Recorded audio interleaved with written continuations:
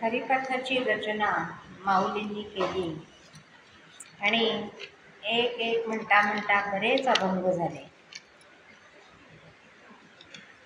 हरिपाठामध्ये माऊलींनी नामाचं महत्त्व हे सांगून नाम घ्यायला प्रवृत्त केलं आहे. हरिपाठाचं मुख्य उद्देश हरिनाम आणि हरिनामाचं स्मरण.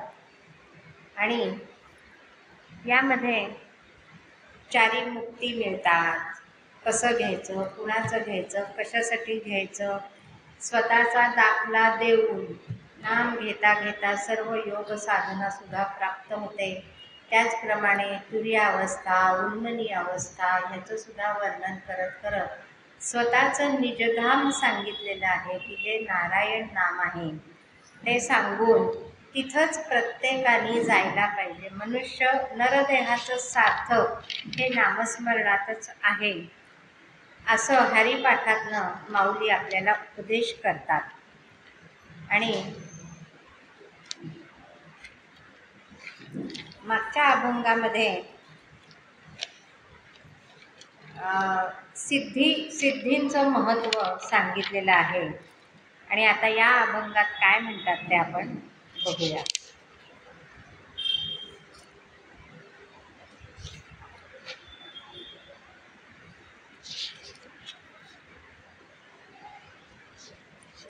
मागच्या अभंगात चौथं चरण थोडंसं राहिलेलं होतं, ते थोडंसं पूर्ण करते. ज्ञानदेवा नाम रामकृष्णी ठसा, तेणे दशदिशा आत्मा राम. म्हणजे रामकृष्णाच्या नामाचं महत्त्व सांगून की 10 दिशामध्ये तोच व्यापून उरलेला आहे, त्याचाच ठसा आहे असं सांगून जो प्रत्येकाचा आत्मा राम आहे, आत्मा आहे, ह्याचं चिंतन माऊलींनी त्या अभंगात केलेलं आहे. बरंचसं त्यावेळेला सांगून झालं होतं, पण समारोप राहिलेला होता त्या चरणाचा, तो मी आज पूर्ण केला आहे. आणि आता पुढच्या अभंगाकडे आपण वळूया.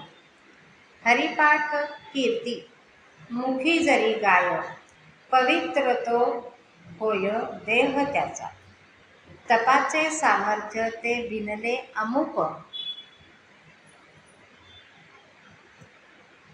चिरंजीव कल्पकोटी नांदे, मातृ पितृ भ्राता सगोत्र अपार, चतुर्भुज नर होनी ठेले, ज्ञान गूढगम्य ज्ञानदेवा लाभले, निवृत्तीने दिलेले माझे हाती. असा हा अभंग आहे. आणि या अभंगाचं सूत्र म्हणा किंवा मुख्य गाभा म्हणा तो असा आहे की गुरुउपदेश कीर्ती व गुरुमुखापासून नामस्मरण जे येतं ते लवकर सफल होतं. नामधारकाचे आई वडील हे विष्णुरूपच आहेत.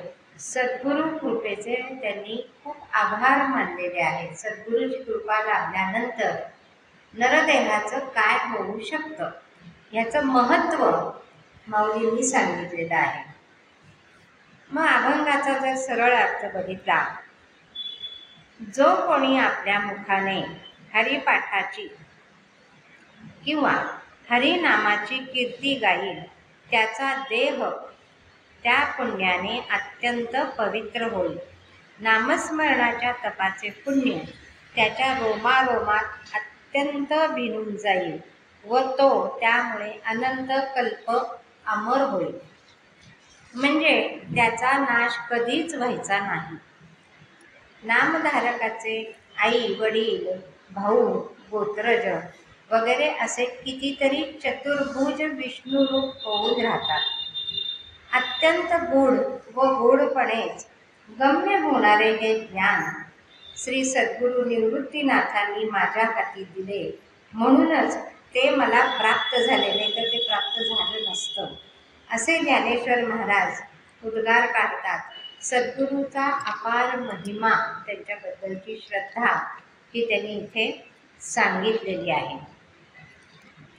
आता परवाच राम जन्म झालेला आहे, तर त्या योगाने एक छोटीशी कथा घेऊन अभंगाच्या निरूपणाला सुरुवात करूया. एके दिवशी आता वनवास संपलेला आहे, रावणाचा अंत झालेला आहे आणि राम सीता हे सगळे अयोध्येला परत आले. राज्याभिषेक झालेला आहे, सर्व व्यवस्था नीट लागलेली आहे आणि त्यावेळेला हे सगळे भाऊ, चारी भाऊ हास्य विनोद करत आपलं जीवन जगत आहेत, राज्यकारभार पाहत आहेत. आणि एके दिवशी हे शरयू तीरावरती फिरायला गेले चौघही जण. आणि त्यावेळेला भरताने विचारले रामांना की दादा तुला एक विचारू का?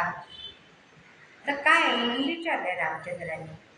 तर मला असा एक प्रश्न पडलाय, तू राजा झालास, राज्य सगळं छान चालू आहे, पण माझ्या मनात ही एक गोष्ट सारखी येते की माता कैकेयीने तुला वनवास मिळावा म्हणून मंथरेसोबत जे कारस्थान रचलं ते कारस्थान म्हणजे राजद्रोहच नाहीये का? असा प्रश्न माझ्या मनामध्ये येतो. तिच्या या कारस्थानाने एकीकडे राज्याचा जो भावी राजा होणार आहे तो वनवासाला गेला आणि तो पत्नी समवेत गेला, पत्नीलाही 14 वर्षाचा वनवास भोगावा लागला. आणि दुसरीकडे महाराज दशरथ जे आहे ते पुत्रवियोगाच्या नुसत्या कल्पनेनेच मृत्युमुखी झालेले आहेत, त्यांचा अपमृत्यू झाला आहे. तर ह्या अशा कारस्थानासाठी सामान्य नियमानुसार जर बघितलं तर मृत्यूदंडच दिला जातो. मग तू आता हा मृत्यूदंड कैकेयीला का देत नाहीस? की हा राजद्रोह आहे का ती तुझी आई आहे म्हणून तू देत नाहीस, असा माझ्या मनामध्ये प्रश्न येतो. यावर रामचंद्र हसतात आणि म्हणतात की हे बघ, असं आहे भरता की तुला तर माहिती आहेच आहे, एखाद्या कुळामध्ये जेव्हा चरित्रवान आणि धर्मपरायण असा जीव किंवा पुत्र जन्म घेतो तेव्हा त्याचं जीवन त्याच्या असंख्य पिढीतील पितरांच्या अपराधाचं क्षालन करतं, पितराच्या अपराधाचं क्षालन करतं. ज्या आईने तुझ्यासारख्या पुण्यात्माला जन्म दिला, कैकेयीचं भरत आहे, पुण्यात्माला जन्म दिला असेल, तिला दंड कसा बरं देता येईल? कारण का तुझा जन्म झाल्याबरोबर आधीच्या कितीतरी पितरांना मुक्ती मिळालेली आहे आणि ही अशी राणी म्हणा किंवा बाई म्हणा, तिचा तू सुपुत्र, तिला दंड कसा देता येईल? हे ऐकल्यावरती भरताचं काही समाधान या गोष्टींनी झालं नाही. तो म्हणाला की दादा, हा तर मोह आहे की तू आईला दंड देत नाहीस आणि त्याचं कारण काय की माझ्यासारखा सुपुत्र जन्माला आलेला आहे आणि आधीच्या पितरांना मुक्ती मिळालेली आहे. तर हा मोह नाहीये का? आणि राजाचा जो कायदा आहे तो मोहापासून मुक्तच असायला पाहिजे. तेव्हा कृपा करून एका राजाप्रमाणे तू मला उत्तर दे, भावाप्रमाणे उत्तर देऊ नको, एका राजाप्रमाणे उत्तर दे. तेव्हा कृपा करून मला सांग की तू कैकेयीला दंड का नाही दिलास? आणि असं समज, हा प्रश्न मी विचारत नाहीये, तर सामान्य नागरिक राज्यातला जो आहे त्यांनी जर हा असा प्रश्न केला तर तू काय करशील? त्यावेळेला आता मात्र श्रीराम गंभीर झाले आणि म्हणतात की हे भरता, आपल्या नात्यातल्या किंवा कुणा व्यक्तीला त्याच्या अपराधाबद्दल शिक्षा न करणं हाच सृष्टीचा दंड आहे. भरत म्हणतात ते कसं काय? मला कळलं नाही, कसं काय ते? तर ते म्हणतात हे बघ, माता कैकेयीनं आपल्या केवळ एका अपराधाचा खूप कठोर दंड भोगला आहे. वनवासाच्या 14 वर्षात आपण चारही भाऊ आपापल्या जागी राहून त्या काळाच्या विपरीत स्थितीत झगडत होतो, पण माता कैकेयी मात्र प्रत्येक क्षणाला केवळ आणि केवळ फक्त मरणच अनुभवत होती. आपल्या त्या एका अपराधासाठी तिनं आपला पती गमावला. आपले चारही पुत्र ती गमावून बसली, कारण तिच्याजवळ कोणीच राहत नव्हतं. राम लक्ष्मण वनवासाला गेले, भरत नंदीग्रामात, आणि शत्रुघ्न तर सतत राज्याच्या रक्षणाकरता सदैव कामातच असायचा. त्यामुळं ती तिचे चारही पुत्र ती गमावून बसली. स्वतःचा सर्व सुख सन्मान तिनं अगदी गमावून टाकला, आणि तरीही आपल्या हातून घडलेल्या अपराधाच्या सततच्या जाणीवेतून ती कधीच मुक्त होऊ शकली नाही. आणि वनवास संपला तसा परिवारातील उर्वरित सदस्य आनंदी आणि सुखी झाले, पण तिला कधीच समाधान लाभू शकलं नाही. कुठलाही राजा कुणा स्त्रीला यापेक्षा अधिक कठोर दंड तो काय देणार, म्हणून तो दंड सृष्टीनेच दिलेला आहे. मला तर सदैव यात पुढं करुणामय रामचंद्र आहेत, ते काय म्हणतात, मला तर सदैव याचंच दुःख होतं की माझ्यामुळेच माझ्या आईला इतका कठोर दंड भोगावा लागला. म्हणजे शिक्षा करणारी आई आणि तिच्याबद्दलचा कळवळा प्रभू रामचंद्र व्यक्त करतायत की माझ्यामुळेच माझ्या आईला इतका कठोर दंड भोगावा लागला. आणि हे म्हणून रामाच्या नेत्रातनं अश्रूंच्या धारा वाहत होत्या, आणि भरतासह सर्व भाऊ निशब्द होऊन गेले. रामचंद्र पुन्हा सांगू लागले, आणि बरं का, तिच्या या एका क्षुल्लक चुकीला आपण, क्षुल्लक चूक, एवढा मोठा वनवास दिलेला आहे त्याला क्षुल्लक चूक म्हणतात. म्हणजे किती निस्पृह असावं, किती त्या राज्याचा मोहच नाही, तर त्या चुकीला अपराध तरी कसं म्हणायचं. भरता, मला वनवास झाला नसता तर हे जग भरत आणि लक्ष्मण या भावंडांचं अतुल्य भातृप्रेम कसं पाहू शकलं असतं. मी तर केवळ माझ्या माता पित्यांच्या आज्ञेचे पालन करायचं म्हणून वनवास भोगला होता, पण तुम्ही दोघांनी तर कुणाची आज्ञा नसतानाही वनवास भोगला. माझ्या भाग्यात वनवास नसता तर भावाचे संबंध कसे असावेत हे जगाला कधी कळलं असतं का. भरताला त्याच्या प्रश्नाचं तर उत्तर मिळालं, आणि काहीही न बोलता तो श्रीरामांना प्रेमाने आलिंगन त्यांनी दिलं, मिठी मारली की त्याच्या प्रश्नाचं उत्तर त्याला मिळालं होतं, समाधान झालेलं होतं. तर प्रभू रामचंद्रांचा न्याय कसा होता, तर आपल्या आईबद्दल सुद्धा त्यांच्या मनामध्ये एक किंचित सुद्धा मळ नव्हता की एवढा वनवास झाला आपल्याला, तिच्यामुळे झाला. आपण सामान्य लोकांच्या हातनं चूक झालेली नसताना सुद्धा दुसऱ्याची चूक मुद्दामून दाखवून देतो, आणि त्याच्याशी बोलणं टाळायचं, काहीतरी विचित्र वागणूक द्यायची, असं मात्र आपला सामान्य जीव करत असतो. परंतु प्रभू रामचंद्रांनी मात्र तो अपराध झालेला होता तरी सुद्धा मनाला मळ चिटकू दिला नाही आणि न्याय केलेला आहे. म्हणून काय म्हणतात की राम हा कुठलाही नारा नाहीये, राम एक आचरण आहे, एक चरित्र आहे, जीवन जगण्याची शैली आहे. म्हणून राजाधिराज रामचंद्र महाराज की जय. म्हणून आजपर्यंत रामाचा उत्सव चालत आलेला आहे, त्याला हे एक कारण आहे. आता आपल्या अभंगाकडं वळूया. मग पहिल्या चरणामध्ये काय म्हटलेलं आहे, हरिपाठ कीर्ती मुखी जरी गाय, पवित्र तो देह होय त्याचा. म्हणजे हरिपाठाची कीर्ती, हरिनामस्मरणाची कीर्ती, ज्ञानेश्वरांनी रचलेल्या हरिपाठाच्या कीर्ती जो कोणी गाईल त्याचा देह परम पवित्र होईल. मग काय होईल, इथं सूक्ष्म अर्थ असा सांगितला आहे की देह पवित्र झाला की कर्म पण पवित्रच व्हायला मदत होते किंवा होतं. मग श्री गुरुने केलेल्या उपदेशाची कीर्ती जो गातो त्यालाही नामस्मरण केल्याचे फळ मिळते. नामस्मरणाचे महत्त्व सांगताना गाताना त्यालाही नामस्मरण घडतेच, व त्या नामस्मरणाने त्यालाही अनंत पुण्य प्राप्त होते, ज्याच्या योगाने परमात्मा संतुष्ट होतो, तेच खरेखुरे पुण्य होय. म्हटलेलंच आहे ना, स्वनुष्ठितस्य धर्मस्य संसिद्धिर्हरितोषणम. जे काही आचरण करायचे ते भगवंताच्या संतोषाला व कृपेला जीव पात्र होईल असे झाले पाहिजे. श्री गुरुने हरिनामाचा उपदेश केल्यावर त्या हरिनाम उपदेशाचे अत्यंत प्रेम वाढवी.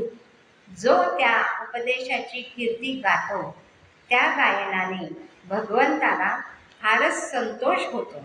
भगवंताला भक्तीचे प्रेम किती असते हे सांगताना श्री ज्ञानेश्वर महाराज म्हणतात की आत्मज्ञान झाल्यावरही जे कोणी आत्मज्ञान झाल्यानंतर सुद्धा, कारण का आपण याच्या आधी बघितलेलं आहे की ज्ञानी लोकांना आत्मज्ञान झाल्यानंतर पुढे ते साधना करायची सोडून सुद्धा देऊ शकतात. तसं नाही तर काय सांगितलंय की ते ज्ञान झाल्यानंतर सुद्धा सद्गुरू रूपाचे जे भजन करतात त्यांनी संतोष होतो. म्हणून काय म्हणतात, तया संघाचे सुरवाडे मज विदेहा देह धरणे घडे की बहुना आवडे निरुपम. म्हणून गा नमस्कारो तया ते आम्ही माथा मुकुट करू. तयाची टाच धरू हृदयी आम्ही. तयाची या गुणांची लेणी देवऊ आपुलिये वाणी. तयाची कीर्ती श्रवणी आम्ही देव. ज्ञानेश्वरीमध्ये 12व्या अध्यायात ह्या ओव्या आलेल्या आहेत. सगुण भक्तीची आवड सांगून भगवंत म्हणतात, परितयाचे चरित्र ऐकती जो तेही प्राण परवते. आवडती हे निरुते जे भक्त चरित्राते प्रशंसिती. भक्तांची कीर्ती गाणारे ही मला भक्तासारखेच प्रिय आहे. म्हणजे आता संत चरित्र वगैरे ही काही जी सांगितली जातात, गायली जातात, तो जो सांगणारा आहे तो सुद्धा भगवंत म्हणतात तो मला सुद्धा तेवढाच प्रिय आहे. भक्ताची कीर्ती गाणारे ही मला भक्तासारखेच प्रिय आहेत असे माऊली म्हणतात. त्याबरोबर नामस्मरण करणारा व नामस्मरणाची महती गाणारा दोघेही परम पावन होतात, श्रीहरी स्वरूपच होतात. पुढे म्हणतात, निवृत्तीनाथांनी केलेल्या हरिनाम उपदेशाची कीर्ती वर्णन करण्याकरता माऊलींनी हा हरिपाठ रचण्याचं एक कारण सुद्धा त्यांनी सांगितलं आहे की निवृत्तीनाथांनी जो उपदेश नामस्मरणासाठी केला होता तो सर्व लोकांपर्यंत पोचवण्यासाठी सुद्धा ह्या हरिपाठाची रचना माऊलींनी केलेली आहे. हा हरिपाठ म्हणजे नामोपदेश करणाऱ्या श्री गुरूंच्या उपदेशाची कीर्ती गाणारा झाल्यामुळे हरिनामस्मरण करणारा व हरिपाठाचे पाठ करणारा दोघेही अत्यंत निष्पाप होऊन भगवंताला अत्यंत प्रिय होतील असा या हरिपाठाचा भाव आहे असं माऊली सांगतात. म्हणजे हरिपाठाचं गायन केलं किंवा पाठ केले तर पहिलं प्रथम काय होईल सांगतात की मन निष्कलंक होईल आणि मग प्राप्ती होईल. म्हणजे एवढा या हरिपाठाचं महत्त्व आहे की नित्य नेमाने आज आपण खूप ठिकाणी बघतो नित्य नेमाने हरिपाठ वाचणारे पाठ करणारे खूप जण आहेत. तर त्याचं फळ हे माऊलींनी सांगितलेलं आहे की हरिनामस्मरण करणारा व हरिपाठाचे पाठ करणारा दोघेही अत्यंत निष्पाप होऊन भगवंताला अत्यंत प्रिय होतील असा हा भाव हरिपाठाचा आहे. नाथ महाराज काय म्हणतात, पवित्र तो देह सदा ज्याचा नेम वाचे गाये नाम सर्व भावे. एका जनार्दनी धन्य ते शरीर परमार्थ संसार एकरूप. स्वतः एकनाथ महाराजांनीच दाखवून दिलेलं आहे की संसार कसा करायचा आणि परमार्थ कसा करायचा, संसारात राहून परमार्थ कसा करायचा आणि परमार्थात राहून सुद्धा संसार कसा करायचा, हे दोन्ही नाथ महाराजांनी सांगितलेले आहे. त्यांच्या चरित्रात आपल्याला हे पाहायला मिळतं. मग असा फायदा गुरुमुखाने घेतलेल्या नामस्मरणाचाच होतो. मग ज्याचा देह पवित्र होतो असं जर शोधायला गेलं तर खूप भक्त आपल्याला सापडतात. एकदा काय, विष्णू स्वामी संप्रदायात वल्लभाचार्यांनी जन्म घेतला आणि वल्लभाचार्य म्हटलं की पुष्टी भक्ती ही त्यांनी सर्व समाजाला दिलेली आहे हे आठवतं, दिसतं. किंवा पुष्टी भक्तीचे प्रणेते असं वल्लभाचार्यांना म्हणतात. मग या वल्लभाचार्यांची जर गोष्ट बघायची म्हटली तर हे त्यांचे पूर्वज दक्षिणेत कंकरवाड क्षेत्राचे निवासी होते. तेलंग ब्राह्मण होते आणि आई ही वल्लभाचार्याची इल्लम्मा गारू तिचं नाव आणि वडील लक्ष्मण भट्ट. मग यांच्या पिढीमध्ये असा एक नेम केला गेला होता 7 पिढ्यांमध्ये की 7 पिढी पूर्व यांच्याकडे घराण्यामध्ये सोमयज्ञ किती करायचे तर 100. 7 म्हणजे ह्यांच्या आधीच्या 7व्या पिढीचा जो कोणी पुरुष असेल त्यांनी हा नेम केला होता की मी 100 सोमयज्ञ करीन. ते व्रत 7 पिढींनी पूर्णपणे केलेलं आहे. म्हणजे आपण म्हणतो ना आमच्या घराण्यातच हे चालून आलेलं आहे तसं. हा संकल्प त्यांचा होता की 100 सोमयज्ञ करायचे. लक्ष्मण भटांच्या काळात 100वा यज्ञ पूर्ण झाला. म्हणजे ही 7वी पिढी त्यांची. त्यांच्या काळात 100वा यज्ञ त्यांनी केला, तो पूर्ण झाला.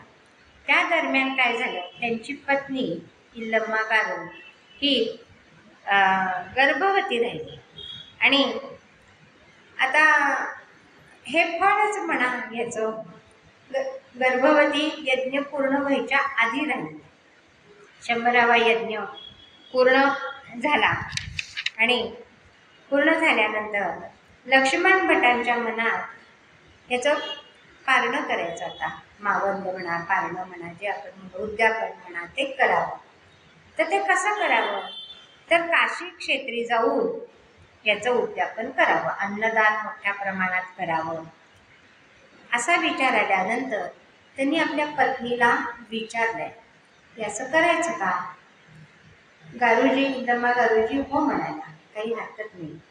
आणि हे दोघे चालत चालत काशी क्षेत्री निघाले. आता त्या काळी काही घोडागाडी किंवा असं काही वाहनं नव्हती, चालतच यात्रा होत होती आणि काशी क्षेत्री चालत चालत निघाले. काशी क्षेत्र जवळ आलं, काही एक अंतरावरच होतं, तेव्हा त्यांना एक अशी बातमी आली. म्हणजे तिथं लोक जे जाऊन येत होते त्या एका घोडक्याने ग्रुपनी सांगितलं तुम्ही कुठे चाललात. आम्ही असं असं चाललोय काशी क्षेत्री.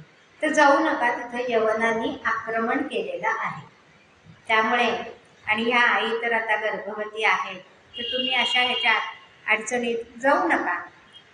त्यावर लक्ष्मण भटांनी विचार केला आणि पत्नीस म्हणाली की नको जायला आपण, माझी इच्छा होती उद्यापन आपण तिथं करूया म्हणून, पण परमेश्वराची काही इच्छा तशी दिसत नाही आहे, तर आपण आपलं चालत चालत परत आपल्या गावी जाऊया. त्यावर इल्लम्मा गारूसुद्धा हो म्हणाल्या आणि ते परत फिरलेले आहेत. परत फिरता फिरता चंपा अरण्य जे लागतं तिथं ते आलेले आहेत, बिहारमध्ये आलेले.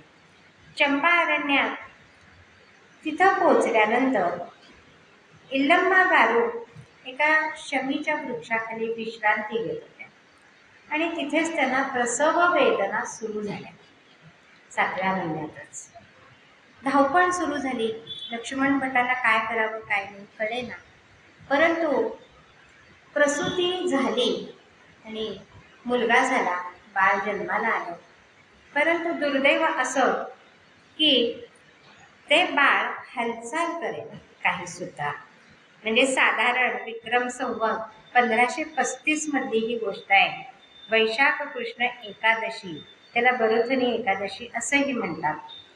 आणि शमी वृक्षाच्या खाली हे बाळ हालचाल काही नाही, त्यांनी हलवलं, सगळे प्रयत्न केले, त्या मुलाची हालचालच नाही. खूप वाईट वाटलं. काय करायचं काय करायचं. तिथंच त्याला सोडून हे दाम्पत्य पुढं निघालंय, मनावर दगड ठेवलेला आहे की ठीक आहे, परमेश्वराच्या मनात जे असेल ते असेल असं समजून निघाले. परत फिरलेले आहेत. थोडं चालून गेल्यानंतर काही लोक भेटले आणि विचारपूस करता ही हकीकत कळल्यावर ते म्हणले, अहो नाही, यवनांनी काही आत्ता आक्रमण केलेलं नाही, तुम्हाला कोणीतरी चुकीची बातमी दिलेली आहे. असं म्हणल्यानंतर हे दोघं एकमेकांच्याकडे बघायला लागले. काहीतरी परमेश्वराचा ह्याच्यामध्ये काहीतरी लीला करायचं काहीतरी असावं. तर आपण इतक्या जवळ आहोत तर आपण परत काशीला जाऊ.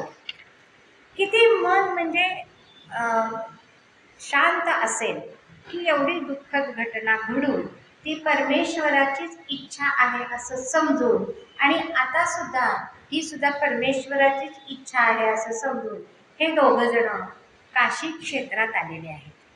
काशी क्षेत्री आलेत, यथास्थान त्यांनी उद्यापन केलेलं आहे आणि तिथंच राहू लागले की आता परत जायची काही इच्छा होत नव्हती. तिथं राहू लागले. या दरम्यान काय झालं, जिथं ते चंपा अरण्यापाशी आले होते तिथं बघितलं, सहज दृष्टी जाती इथंच प्रसूती झालेली होती काशीला पोचायच्या आधी. तर तिथं ते बाळ त्यांना दिसलं आणि ते बाळ हालचाल करत होतं. आई वडिलांना खूप खूप आनंद झाला, खूप आनंद झाला. असं कसं झालं, आपण किती प्रयत्न केले होते ते बाळ हालत सुद्धा नव्हतं. थोडंसं बघतायत तर त्या बाळाच्या भोवती एक अग्नीचा वलय होतं, त्याच्या भोवती पूर्ण प्रज्वलित अग्नी झालेला होता, त्याचं वलय होतं, ज्वाळा अगदी वर येत होत्या. लक्ष्मण भट्ट हे वेदांग यांचं पारंगतच होते. त्यांनी तिथे बघितलं आणि अग्नी सुक्त तिथं म्हटलंय त्यांनी, आणि ते म्हटल्यावर अग्नी शांत झालाय. धावत जाऊन इल्लम्मा गारुडी ते बाळ घेतलेलं आहे, नैसर्गिकरित्या तिला पाना फुटलेला आहे, स्तनपान झालेलं आहे, आणि असं हे बाळ घेऊन ते काशी क्षेत्री आलेले आहे आणि आता ते तिथंच राहतात. बाळाचं बारसं करायचं ठरवलं, त्याप्रमाणे संस्कार झाला आणि बाळाचं नाव वल्लभ असं ठेवण्यात आलं. बाळ आपलं दिवसेंदिवस वाढत होतं, पायाचा अंगठा तोंडात घाल, आनंद चेहऱ्यावर एवढं समाधान होतं की जणू काही श्रीकृष्णच जन्माला आलेला आहे. श्रीकृष्णाच्या लीला जर ऐकल्या तर तो जो भाव श्रीकृष्णाच्या चेहऱ्यावर असायचा तसाच वल्लभांच्या सुद्धा चेहऱ्यावर असायचा. आई वडिलांना खूप आनंद झाला आणि काशी क्षेत्रात राहिल्यानंतर नामसंस्कार झाला, वल्लभ नाव ठेवलं. 12व्या दिवशीच हा केला. त्याच्यानंतर तिथंच राहिल्यामुळे हळूहळू हे बाळ मोठं झालं, 5 वर्षाचं झालं. तोपर्यंत ते तिथंच राहिलेले आहे. 5 वर्षाचं झाल्यानंतर त्यांना गुरुकुलामध्ये प्रवेश दिला गेला आहे. त्यांचे गुरु माधव यतींद्रजी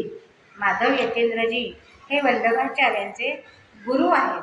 वल्लभाचार्य एवढे बुद्धीनी श्रेष्ठ होते, अगदी बुद्धीत तल्लख होते.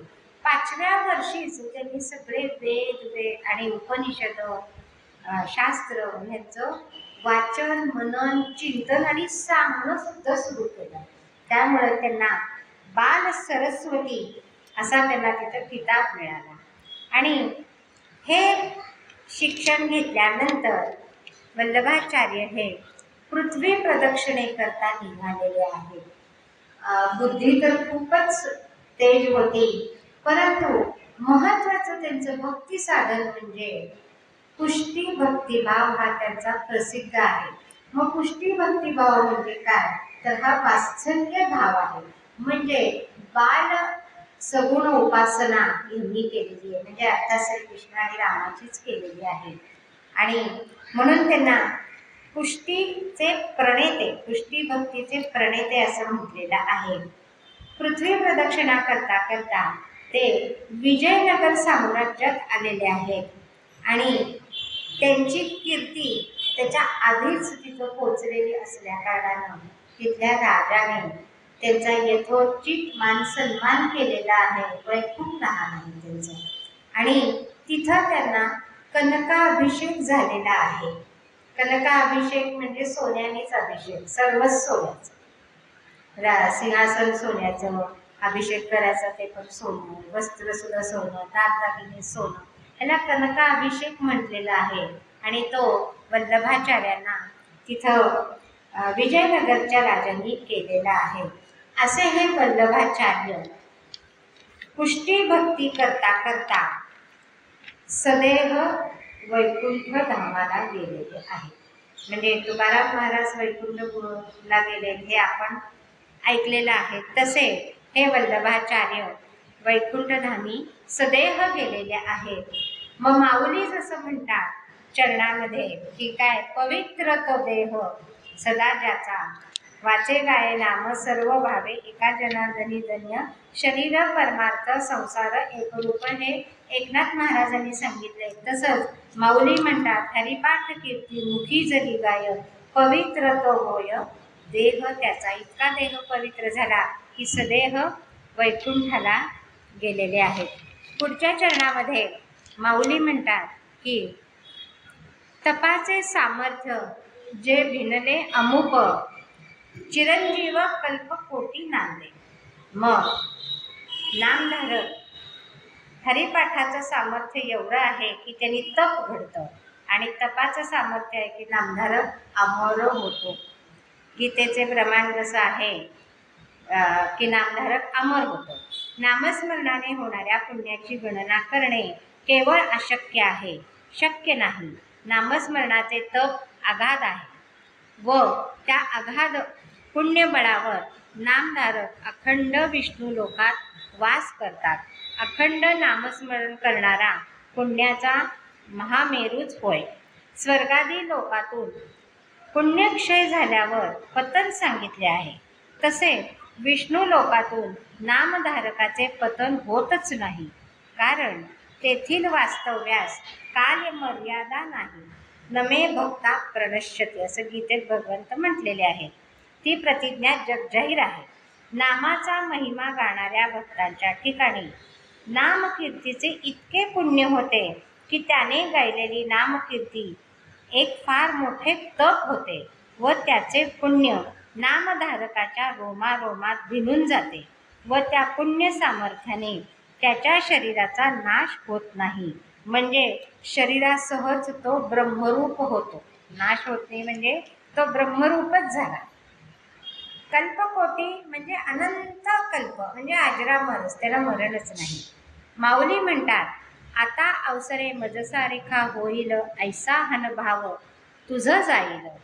हा गा अमृता आत राहील, तया मरण कैचे, म्हणून तयाची चित्ता, माझी जवळीक पांडुसुता, तेव्हाची तो तत्वतः स्वरूप माझे. नामकीर्ती, आता एक छोटीशी प्रोसिजर सांगतात माऊली या याच्यातनं की नामकीर्ती गाता गाता भगवंताचे ध्यान जेव्हा त्याचे अंतःकरणात होऊ लागते, म्हणजे नामधारकाच्या होऊ लागते, तेव्हाच तो भगवत रूप झाला. काही वेळाने तो भगवत रूप होईल असे म्हणण्याचे कारणच राहत नाही. इतकं नामस्मरणाचं महत्त्व सांगितलेलं आहे. आणि नित्य तो अमर झाला. उत्पत्ती नाश वगैरे हे त्याला काही लागू पडत नाही. कारण का, हे फक्त ब्रह्मलोकापर्यंतच आहे. त्याच्या पुढे जीव गेल्यानंतर त्याला हे या मर्यादा लागू पडत नाहीत. म्हणून आणि काही शाखा उपरता, जिया सनकाधिक नामे विख्याता, तिया फळी मुळी नागळिता, भरलिया ब्रह्मी. ब्रह्मलोकाच्या पलीकडे सनकाधिक नावाच्या नामधारकांच्या शाखा आहेत. त्या परब्रह्मातच स्थित आहेत. परब्रह्माप्रमाणे त्यांनाही उत्पत्ती प्रलय लय हे नाहीच, तर ते अखंड ब्रह्मस्वरूपच आहे, ब्रह्मरूपच आहे असा नामधारक होतो. मग उदाहरण जर घ्यायचं म्हटलं तर एकदा काय झालं, रामचंद्रांचा दरबार भरलेला होता. आलेले आहेत रावणाचा नाश झालेला आहे, राज्यकारभार छान चालू आहे आणि हनुमंत त्यांच्या सेवेमध्ये अगदी मग्न आहेत. नामस्मरण तर सतत चालूच आहे. आपल्याला हेही माहिती आहे की हनुमंतांनी छाती चिरून आतमध्ये राम आणि जानकी हे दाखवलेले आहे. इतकं नाम भिनलेलं होतं. तर रामाच्या सेवेत असताना, दरबारात असताना वशिष्ठ मुनी आलेले आहेत, राजगुरू आलेत आणि रामाने उठून स्वागत केले, यथोचित मान सन्मान दिलेला आहे, पाद्यपूजन वगैरे सगळं झालेलं आहे. हनुमंताचं काही इकडे लक्ष नाही. आणि असं होता वसिष्ठांच्या हे लक्षात येतं की हनुमंतांनी मी आल्याची साधी दखल सुद्धा घेतलेली नाही. म्हणजे असं पाहिलं सुद्धा नाही की ते सेवेमध्ये इतके रममाण होते की त्यांचं लक्ष सुद्धा तिकडं गेलं नाही. वसिष्ठांना राग आला आणि ते काय म्हणाले, रामचंद्रा, माझा इथं अपमान झालेला आहे, मी आता निघालो, मी इथं थांबणार नाही. रामचंद्र म्हणाले, अपमान मी तर काहीच केलं नाहीये, काय झालं असं? त्यावेळेला वसिष्ठ म्हणतात, मी आलेल्याची दखल हनुमंताने घेतली सुद्धा नाही आणि तो तुझ्या सेवेतच मग्न आहे, पण काही उपयोग नाही, माझा अपमान झालेला आहे आणि शिक्षा तर व्हायला पाहिजे, पण तू काही शिक्षा करणार नाहीस. कारण का हनुमंत हे रामचंद्राच्या अंतरंगातले भक्त आहेत. वसिष्ठांना ह्याची कल्पना आहे. तू शिक्षा करणार नाही, जाऊ दे, मी आपला जातोच. रामचंद्र म्हणाले, असं होणार नाही. ज्यांनी गुन्हा केला, चूक केली, त्याला शासन हे होणारच. कारण का रामचंद्रांचा जन्म धर्मसंस्थापनेकरताच झालेला आहे. बघा म्हणाले, विचार कर. हो म्हणाले. मग तू हनुमंताला आता शिक्षा करायला पाहिजे, आपणच सांगावे की मी काय शिक्षा करू. त्यावेळेला वसिष्ठ म्हणतात की राजगुरूचा अपमान म्हणजे हा अक्षम्य गुन्हा आहे, म्हणून त्याला देहदंडाची शिक्षा पाहिजे. तुझ्या बाणांनी देहदंड दिला पाहिजे, म्हणजे त्याचे प्राण घेतले गेले पाहिजे. असं म्हटल्यानंतर क्षणभर रामाला सुद्धा वाईट वाटलेलं आहे. परंतु चेहऱ्यावर दिसू देईल तो राम कसला ना, चेहऱ्यावर एक रेषा सुद्धा नाही त्याची. आज्ञा शिरसावंत आहे, राजगुरूचा अपमान होता कामाच नाही. त्यांनी हनुमंताला सांगितलं, हनुमंता, तुझ्या हातून अक्षम्य गुन्हा घडलेला आहे, तर ह्याची शिक्षा तुला भोगावी लागेल. हनुमंताला वाईट वाटले. ठीक आहे म्हणाले, मी काही जाणून बुजून हे केलं नाही, मी आपल्या सेवेतच इतका मग्न होतो, माझं लक्ष नव्हतं, पण तरी सुद्धा मला तुमची आज्ञा मान्य आहे. तर उद्या शरयू तीरी संध्याकाळी तुला ही शिक्षा दिली जाईल. असं म्हणल्यानंतर ठीक आहे म्हणाले हनुमंत. घरी आले, चेहरा बारीक झाला होता.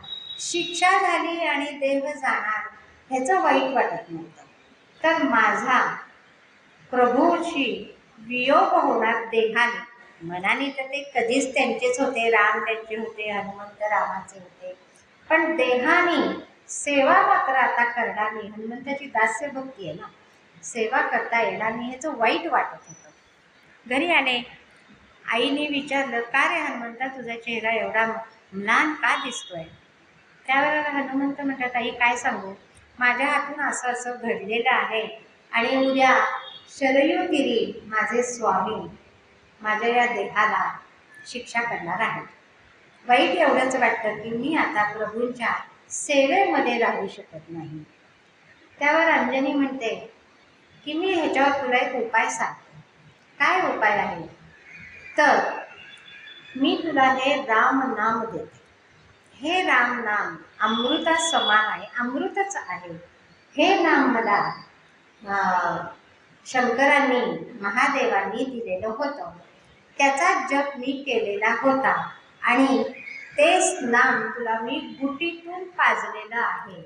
त्यामुळं तू ह्या नामाचा जप करत बैस, तुला काही होणार नाही.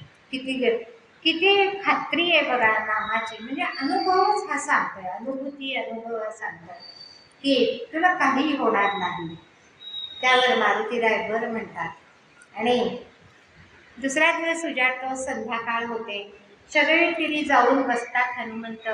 काय असं काही कोणी त्यांना सैनिक काही घ्यायला आले नाहीत, काही नाही, आपणच गेले बसले आणि राम नाम चालू आहे मुखातून. म्हणजे वैखरी, मध्यमा, परा, कष्टंती ह्याच्या पलीकडे गेलेलं होतं रामनाम त्यांच्या बाबतीमध्ये. तेच चालू होतं. आणि रामचंद्र सुद्धा आले, वसिष्ठही बघण्याला आलेले आहेत, खरंच तसं करतोय का.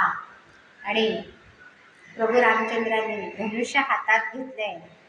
हातात घेतल्यानंतर बाण चढवलाय.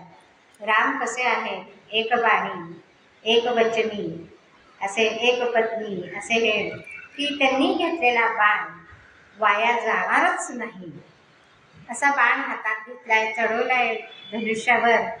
आणि हनुमंत बसले आहे तिथे फेकलेला आहे.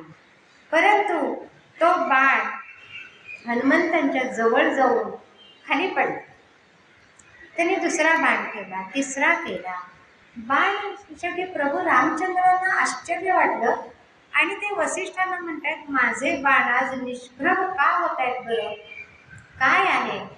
त्यावेळेला वसिष्ठांनी ध्यान लावलेलं आहे आणि ध्यानात त्यांना दिसले की हनुमंत रामनामाचं अमृतपान करत सगळं जग सृष्टी विसरलेले आहे आणि त्यांच्या भोवती संरक्षण ते रामनामाचं सर्कल वलय करत होतं. आणि बाण त्या रामनामाच्या वलयापर्यंत जाऊन तिथूनच निष्प्रभ होत होते.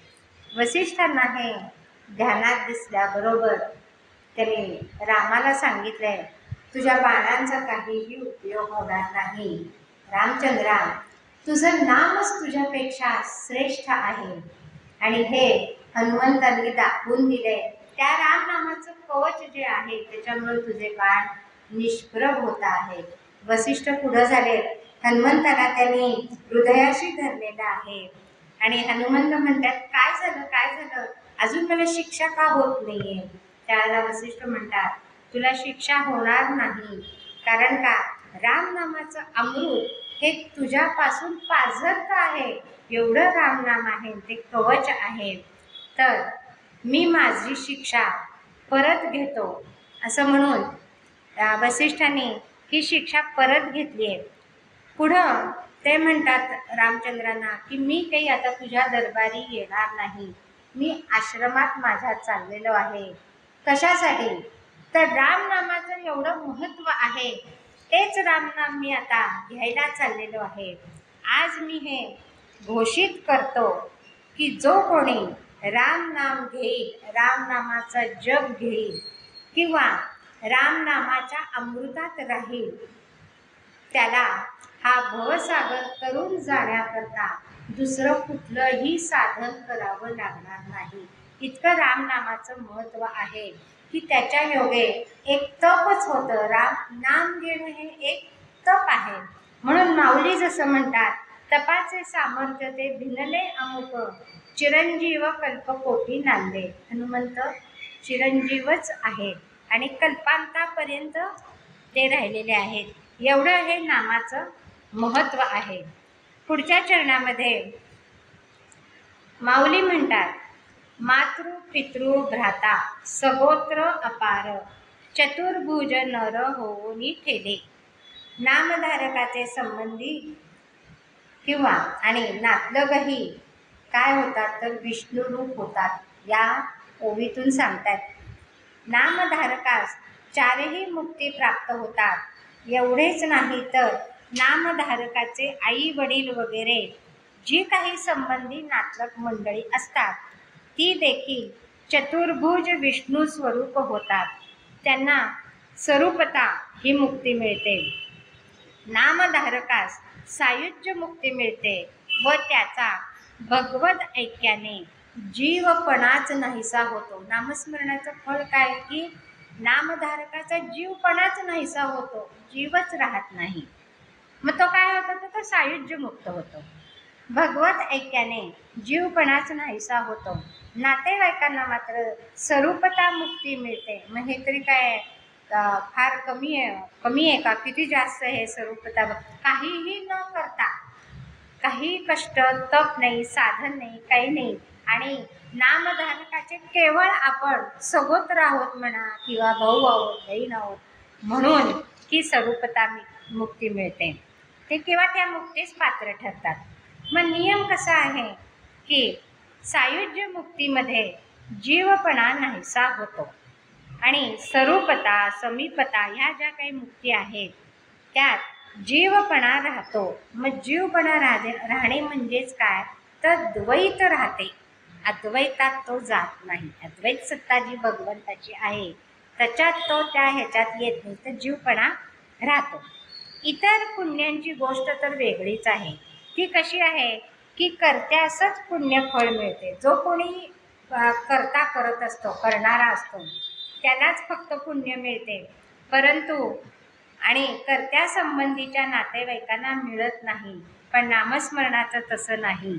नामस्मरणाच्या तपाने घडणारे पुण्य इतके थोर आहे व अगणित आहे की नामधारकाचा तर उद्धार होतोच, पण त्याच्या आई वडील भाऊ अगदी सगोत्र याचाही उद्धार होतो. आता सगोत्र म्हणजे काय, तर आपण लग्न ठरवताना गोत्र बघतो, तुमचं कोणतं गोत्र आहे, मुलीचं कुठलं आहे, मुलाचं कुठलं आहे, तर एक गोत्र आलं तर ते सगोत्र होतं, तर तिथं आपण संबंध जोडत नाही, विवाह संबंध होत नाही. मग हे सगोत्र म्हणजे काय, नामधारकाच्या सगोत्र, तो ज्या कुळातनं आलाय त्याचं गोत्र कुठलं आहे, त्या गोत्रातले आधीचे सुद्धा जीव सगळे, त्यांना सगळ्यांना पुण्य मिळतं. एवढं नामाचं महत्त्व आहे. आणि त्यांना काय मिळतं, तर स्वरूपता मुक्ती मिळते, ती नामधारकाच्या पुण्यानेच मिळते.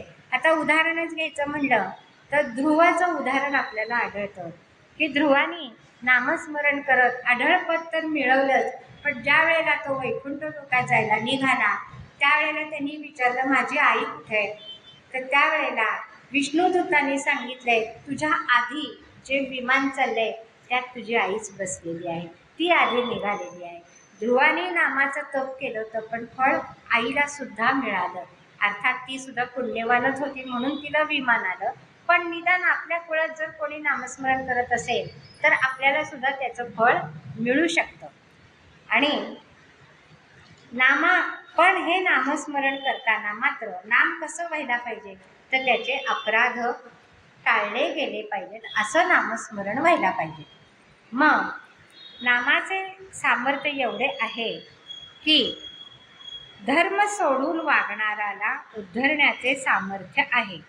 म्हणजे कसं, जसे खून करणाऱ्याला माफी देण्याचे सामर्थ्य कुणात आहे, तर एका राजात असते. तसं समर्थ तर काय म्हणतात, काहीच न करोनी प्राणी राम नाम जपे वाणी, तेने संतुष्ट चक्रपाणी भक्ता लागी सांभाळी. दासबोधात त्यांनी सांगितलेलं आहे. मग राजाचा अधिकार काय असतो की कायद्याने तो मर्यादित होऊ शकत नाही, तसे परमेश्वराचे सामर्थ्य हेही मर्यादित होऊ शकत नाही.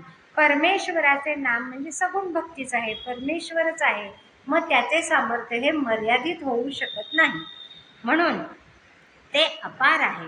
भगवंताने नाम महात्म्याद्वारा ते सामर्थ्य प्रकट केले आहे.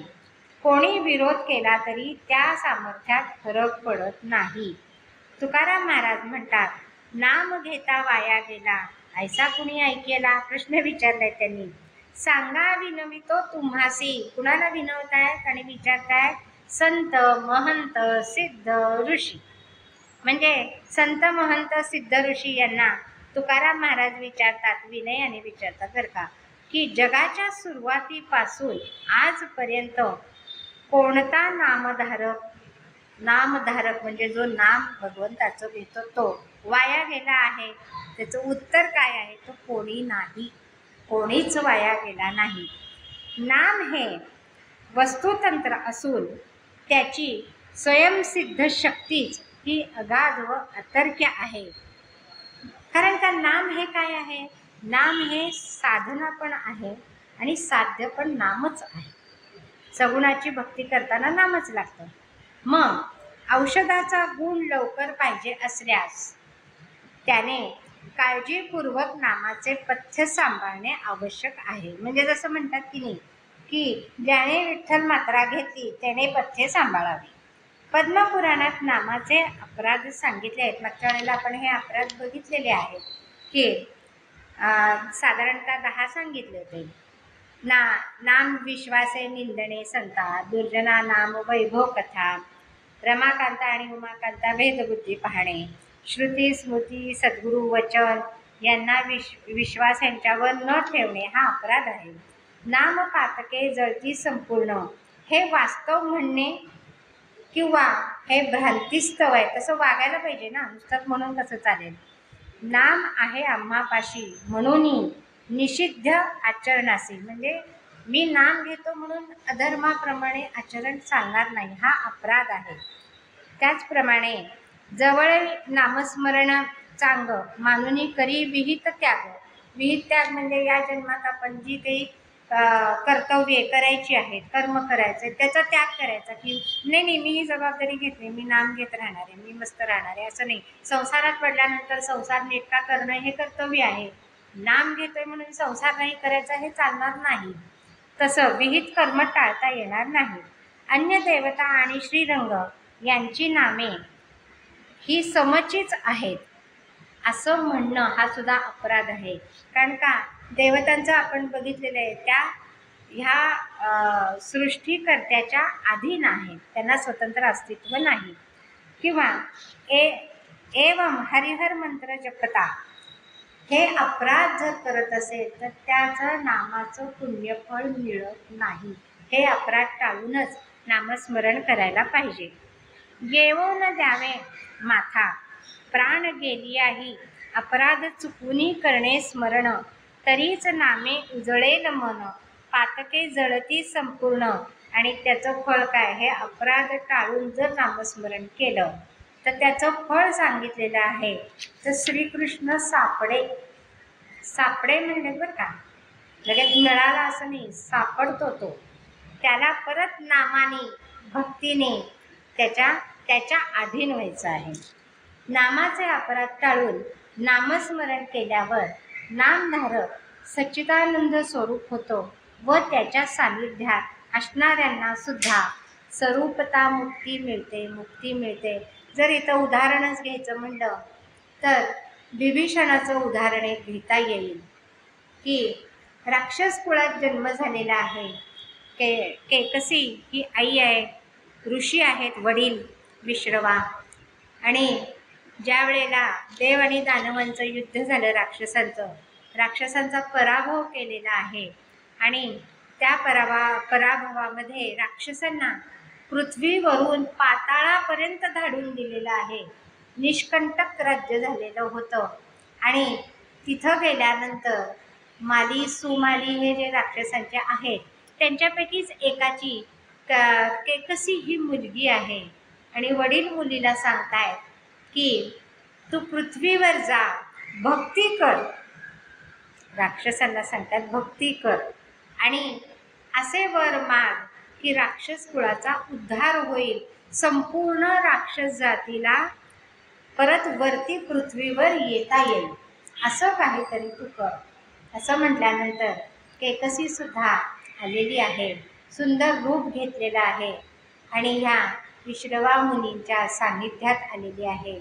अतिशय भक्ती केलेली आहे. आणि ऋषी प्रसन्न झाले. त्यांनी विचारले, मी तुझ्या या सेवेवरती प्रसन्न आहे, काय पाहिजे? तर म्हणते, मला तुमच्याशी लग्न करायचं आहे. मी ही एकच इच्छा धरून ही सेवा केलेली आहे, सकाम्य भक्ती आहे. आणि त्यावर भक्ती केलेली आहे, फळ तर द्यायलाच पाहिजे. विश्रवा मुनींनी मनात नसतानाही सुद्धा ह्या केकसीशी विवाह केलेला आहे, राक्षस पद्धतीने विवाह झालेला आहे. आणि संसार चालू झालेला आहे, ऋषी परत संसारात पडलेले आहेत. असं असताना एक दिवशी केकसीने सांगितलेलं आहे की मला आता संतती हवी आहे. आणि ही वेळ होती संध्याकाळची. त्यावेळेला मुनी म्हणतात ही वेळ चांगली नाही संतती करता समागमाची. तिने ऐकलं नाही. तिने सांगितलं, हट्ट धरलेला आहे, मला यावेळीच समागम करायचा आहे. म्हणल्यानंतर स्त्री हट्ट, बालहट्ट वगैरे आहे ते टाळता येत नाही, असं म्हणून विश्रवा मुनींचा समागम तिथे झालेला आहे. आणि केकसी गर्भवती राहिलेली आहे आणि विश्रवा मुनींनी तिला सांगितलेलं आहे की तुला मुलं होती, पण एक लक्षात ठेव, वेळी अवेळी समागम झाल्यामुळं ती राक्षस होती. केकसीला तसं म्हणलं तर वाईट वाटलं, कारण का सेवा तप हे तिने तसं भरपूर केलंय आणि त्यामुळे चित्त तर थोडं तरी पाळटायलाच पाहिजे ना, हा तर नियमच आहे. त्यामुळे तिला वाईट वाटलंय की राक्षसच होती रे, असा एक सुद्धा नाही का चांगला होणार. त्यावर तिने परत मागणी केलेली आहे की मला एक तरी चांगला मुलगा व्हायला हवा. त्यावर ते तथास्तु म्हटले आणि केकसीला 4 अपत्ये झालेली आहे, कुंभकर्ण, रावण, विभीषण आणि शूर्पणखा. त्यातला विभीषण हा चांगला मुलगा म्हणून प्रसिद्ध पावलेला आहे. मग ह्या विभीषणाला रावण मोठे झालेत, तपश्चर्या केली आहे, कारण आईने त्याच्यासाठीच मागितलेलं होतं की राक्षस कुळाचा उद्धार व्हायला पाहिजे. मग त्याप्रमाणे आईने सर्व शिक्षा त्यांना दिलेली आहे आणि तुम्ही तप करा म्हणजे तुम्ही सबळ व्हाल असं सांगितल्यावर या तिघांनीही तपश्चर्या केली. ब्रह्मदेव प्रसन्न झाले आणि आता कुंभकर्ण काय मागेल हे माहिती असल्या कारणाने सरस्वती देवी त्याच्या जिभेवरती आलेली आहे. इंद्रपद मागायच्या ऐवजी त्यांनी निद्राच मागितलेली आहे. एका क्षणाचाही विलंब न लावता ब्रह्मदेवाने तथास्तु म्हटलेलं आहे. म्हणजे देव काही असे तसे काही नव्हते, काही ते सुद्धा चॅप्टर होते त्याच्या म्हणण्याप्रमाणे. आणि रावणाने मात्र मागितलेलं आहे, मला अमरपद पाहिजे. ब्रह्मदेव म्हणतात ते कुणालाच मिळत नाही, सृष्टीचा तो नियम नाही, जर जे उपजे ते नाशे, हाच नियम आहे. मग तुला असं काहीतरी माग. तो म्हणतो की मग मला वानर ह्यांना मी घाबरत नाही, मनुष्य यांना घाबरत नाही, तेच मला घाबरून पळत असतात, त्यांच्यापासून माझ्या जीवाला काही धोका नाही. मला इतर देवता, यक्ष, किन्नर, चारण, विद्याधर हे जे काही प्रकार आहेत त्यांच्यापासून मरण नको त्यांच्या हाती. ब्रह्मदेव तथास्तु म्हणतात. एक बाजू पोकळ ठेवूनच टाकलेली आहे. सरस्वतीने जिभेवर आहे ना, चालतच नाही ना काही. आणि विभीषणाला विभीषणाला विचारलंय की तुला काय हवं आहे.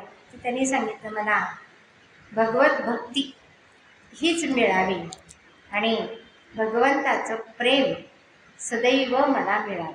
तथास्तु म्हटलेलं आहे. सगळे आपापल्या राज्यात आलेले आहेत. पहिल्यांदा रावणाचं राज्य काही एवढं सुवर्णमय वगैरे असं काही नव्हतं. त्यांनी कुबेराच्याकडनं ते हिसकावून घेतलं, त्याचा भाऊ होता तो, आणि राज्य केलं.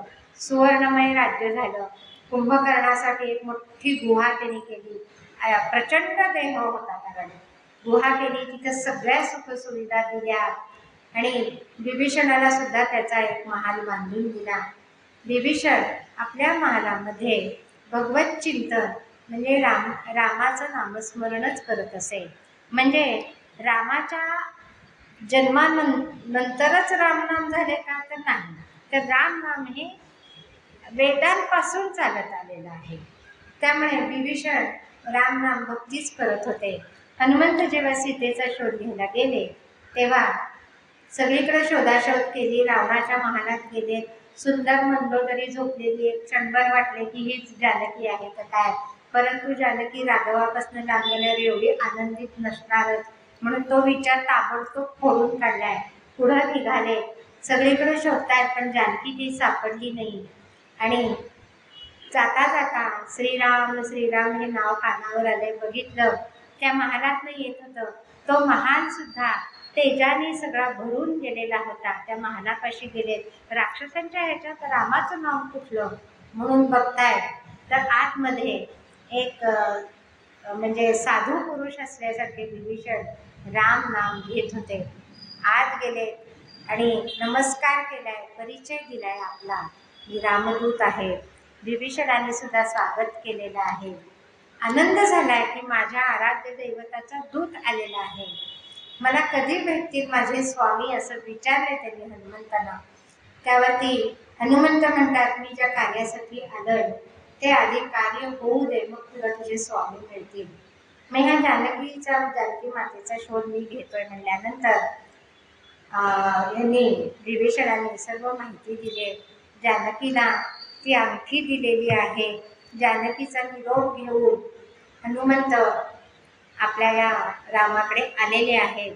आणि इकडे विभीषणाने वेळोवेळी रावणाला सावध केलेलं आहे, तू जे करतोयस ते चुकीचं आहे. परंतु अत्यंत कामी असलेला रावण आणि अहंकार अगदी पराकोटीला पोचलेला होता. त्यांनी कधीच ऐकलं नाही. आणि याही वेळेला विभीषण त्याला सांगताय की जी माता आहे तिला तू आणलेलं आहे, तिला तू सोडून दे. त्यावेळेला अहंकाराने रावणाने विभीषणाला लाच मारली असं म्हणतात. म्हणजे विभीषणाचा त्याग केलेला आहे. आणि विभीषण म्हणतोय, मी आतापर्यंत तुला खूप सांगितलं, पण आता मी इथं अपमान झाल्यावर राहू शकत नाही, म्हणून ते निघाले आणि रामाकडे आलेले आहेत. असं म्हणतात की जोपर्यंत विभीषण तिथं होते तोपर्यंत रावणाला सर्व मिळत होतं, वैभवही मिळत होतं, जय पण मिळत होता. कारण का, सानिध्य कुणाचं होतं तर एका भगवत भक्ताचं होतं, राम नाम तिथं होतं. आणि ते राम नामासकट हा भक्त गेल्याबरोबर अवधसेने रावणाच्या गळ्यात माळ घातलेली आहे. विभीषण आलेले आहेत, रामाकडे हात बांधून आले, शरणागती आहे. त्यावेळेला इतरांनी सुद्धा सांगितलंय की हा शत्रूचा भाऊ आहे, तर तुम्ही त्याला जवळ करू नका.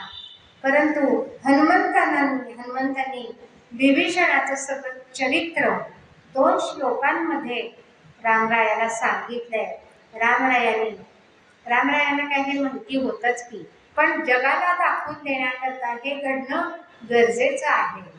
आणि प्रभू रामचंद्रांनी विभीषणाला आसरा दिलेला आहे. आणि लक्ष्मण त्यावेळेला म्हणतो की दादा, हा शत्रूचा भाऊ आहे, तू ह्याला जवळ करू नको. त्यावेळेला प्रभू रामचंद्र स्वतः म्हणतात, हसतात, अरे तुला माहिती नाही लक्ष्मणा, ज्या वेळेला समुद्र मंथन चाललं होतं आणि मी कासव रूप घेतलं होतं, त्यावेळेला सुद्धा हा माझ्या चरणापाशी यायचा प्रयत्न करत होता. विभीषण हे तेव्हापासूनचे आहे आणि आत्ता मी त्याला प्राप्त झालेले, त्याचं ध्येय पूर्ण झालेले आहे. असे हे विभीषण पुढे रामचंद्रांना सगळं सहाय्य केलेलं आहे. आणि रावणाचा पराजय झालाय, मृत्यू झालाय, कुंभकर्णाचाही मृत्यू झालेला आहे. या सगळ्यांना भगवंताच्या हातून मरण आल्यामुळे मुक्ती मिळालेली आहे. आणि आपल्याला ह्याच्यातनं सांगताना माऊली काय सांगतात की मातृ पितृ भ्राता सगोत्र अपार चतुर्भुज नर होऊन ठेले. इतकं नामधारकाचं महत्व आहे की नामधारक स्वतः तर सायुज्य मुक्ती पावतोच, पण त्याचे सगोत्र मातृ पितृ भ्राता सगळे भ्राताच होते ना. रावण आणि कुंभकर्ण भ्राताच होते.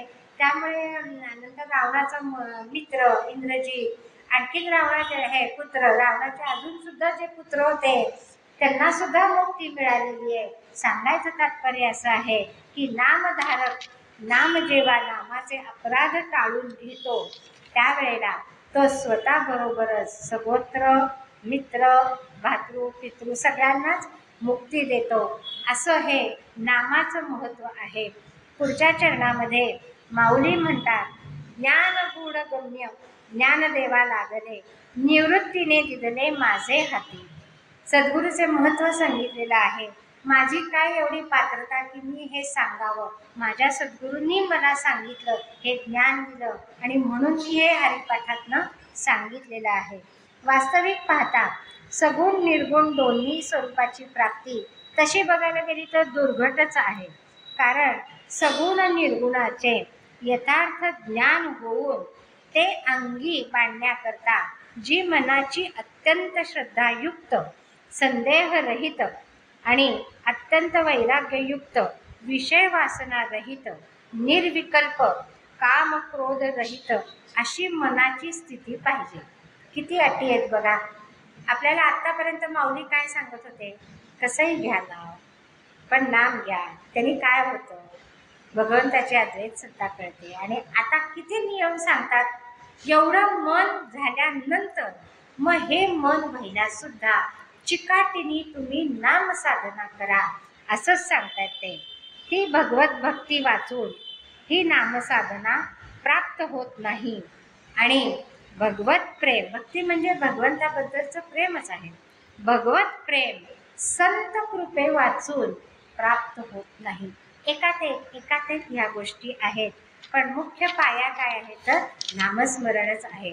ज्ञानेश्वर महाराज म्हणतात, तरी हे कामक्रोध पाही, जया ते कृपेची साठवण नाही.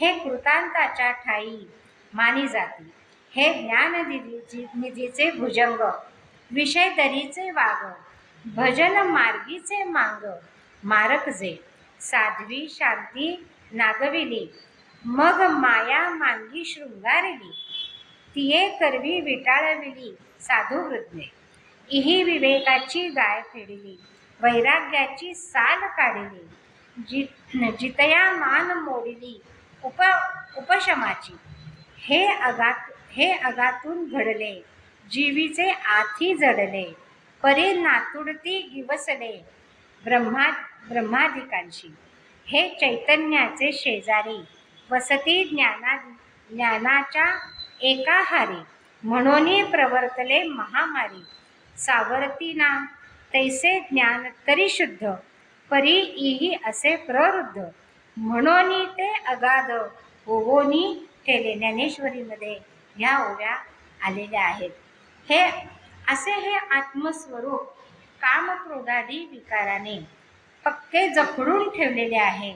संतांच्या अत्यंत निष्कपट सेवेने त्यांची कृपा संपादन केल्या वाचून निर्गुण आणि सगुण दोन्हीही स्वरूपाचे ज्ञान, सगुणाचं सुद्धा ज्ञान व्हावंच लागतं, मग होणार नाही. हे परमेश्वर स्वरूपाचे ज्ञान ग्रंथ वाचून स्वतःचे बुद्धीने करून घेऊ म्हणणाऱ्यांना नाथांनी एक दृष्टांत दिलेला आहे. अमावस्येचा अंधकारो त्या माझी काजळाचा डोंगरो, येत विभाग आला करू आंधळा जैसा.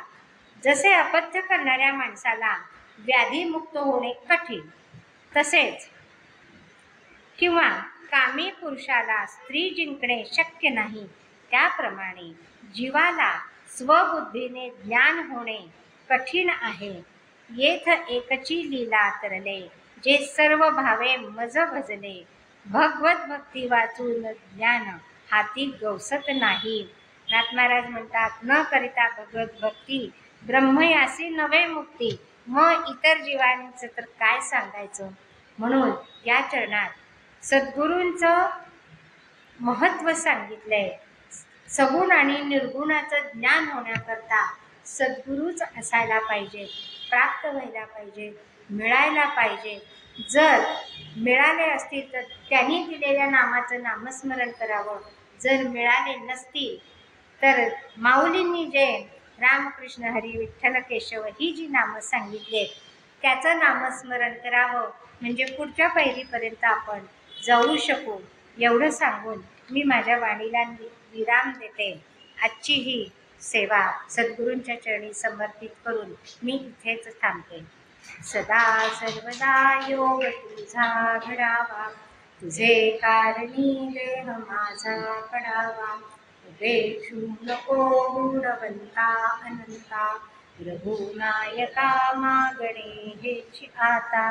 जय जय रघुवीर समर्थ.